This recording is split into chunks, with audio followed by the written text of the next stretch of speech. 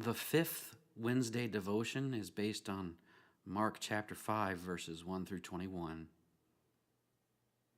This is what happens when you get on a boat with a crazy man. His mother and his brothers came to collect him because they thought he had gone out of his mind, and they didn't want to wait around for him to prove it. He disowned them, inviting everyone around him to come aboard. This is what happens. First, there has to be a great big storm, and the teacher will manage to sleep through it until you can bear it no longer. And when you awaken him, he'll be mad, mad, mad.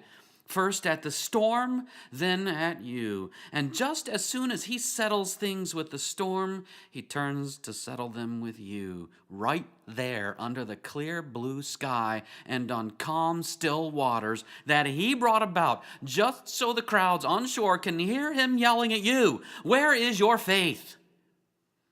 We're the ones who were brave enough to cast off lines with him, and now he's making us out as fools.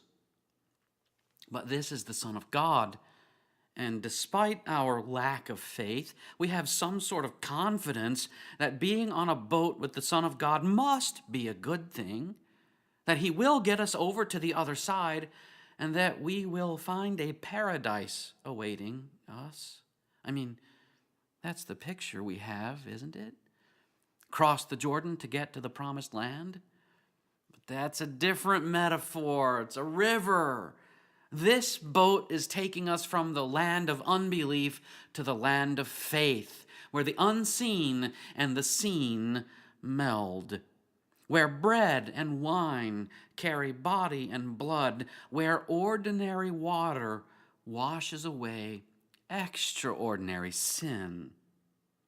This is what happens. We step ashore looking for the good life, and immediately we find ourselves in a graveyard. And immediately in the graveyard, a demoniac confronts us.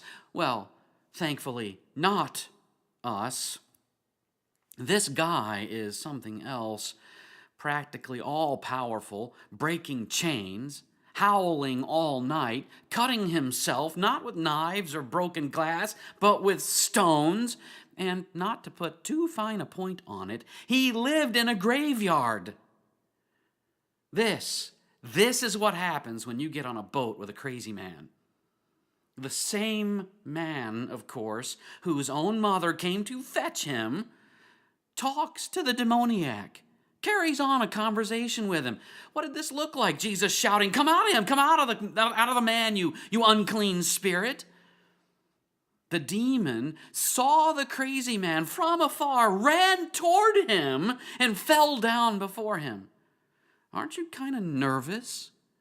You're not superstitious, but still, this is not what you expected at all when you went for a lovely sail on the sea.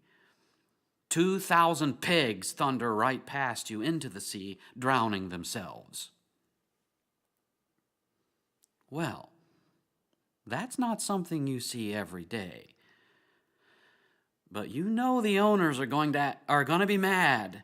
And here they come, falling down before Jesus like the demons had just before, begging God, Jesus, to leave them alone. The demon-possessed man, who was now in his right mind, clothed even, begged to come with Jesus. This one Jesus does not allow on the boat, but leaves him there in the graveyard, which is now remarkably demon-free. It's not safe to be with Jesus. The crowds are already gearing up to kill him. Storms try to drown him, and he stills them with a word. Demons rush at him. Then, after asking for permission, rush headlong into the abyss. Businessmen beg him to leave. Moreover, your destination, when you set sail with Jesus, is a strange and perverted land, the land of graveyards, demons, and pigs. He sets sail once again, leaving you behind in the graveyard to go fetch some more from the crowds, so that they might set sail with him.